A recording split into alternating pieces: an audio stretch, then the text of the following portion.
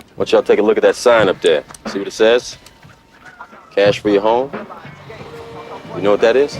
It's called gentrification. It's about gentrification. Yeah. And it's really happening all over the world. Do you think it's a good thing that people from the outside get to see what's happening and get to see the realism of like the gentrification? One thing I learned is that people have generally heard the term, but they're not quite familiar with what it exactly means. And will it help sort of maybe shift the way things are happening now? Yeah, I think it's about that time. It's what happens when the property value of a certain area is brought down.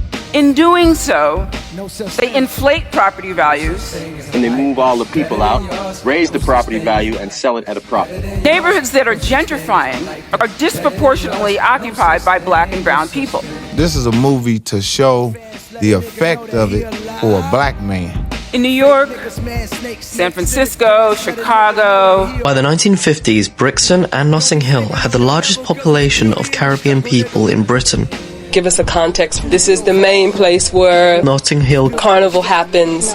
Carnival began as a safe place for people to engage with their Caribbean culture while living in a society that denounced it. Areas like these, the hood, the ghetto, so-called, the land values go up and up and up and up and up, and then you have places like Notting Hill basically becoming completely unaffordable.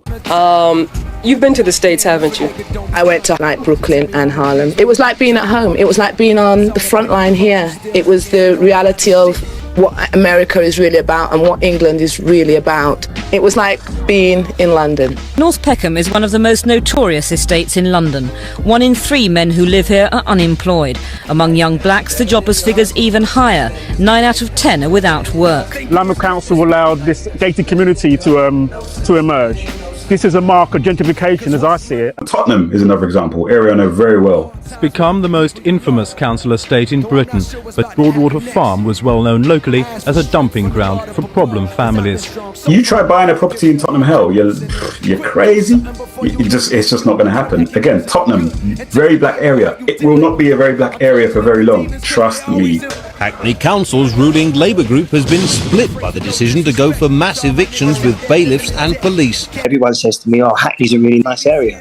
And I find that kind of funny because when I was growing up there, you quite literally couldn't pay people to live there. Back in those days, those areas were really kind of ghetto areas, run down. People with bad housing, bad education, miseducation, poor hospital facilities, people just trying to exist. Sideline, marginalised, undesirable areas. I think that the actual police occupation of the estate actually caused a lot of pressure and a lot of tension. You know, police problems and all these other things. Crime flourishes amid the decay. This is the no-go estate where postmen, rent collectors and even doctors refuse to tread without a police escort.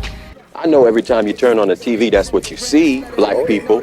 Shooting each other and selling that crack rock and shit. How you think the crack rock gets into the country? We don't own any planes. We don't own no ships. But that wasn't a problem as long as it was here. Those houses back in the day, you see the drug dealers in front of these raggedy houses that was crack houses. Those houses are now worth millions of dollars. What eventually happens is that as London, starts to, progress in Development of high-rise luxury buildings, retail, cafes, the wine bars and the like. Who do these shops really cater for? Apparently, the hipsters are starting to open up artisanal coffee shops and art galleries there. When the Olympics first came to Stratford, I was over the moon. On a huge day for the mayor, his city. I did not know that it would reduce us to this, that we would be losing our homes. Thus, black and brown people are disproportionately being displaced. I've been living here most of my life. Where do I go now? And those people, are the ones who I think are being priced out right now. The term gentrification refers to they're going to sell it off and privatize it, then you will lose your homes as well. Many policies and practices have created racialized patterns of disinvestment in city centers that have left low-income communities of color particularly susceptible to gentrification.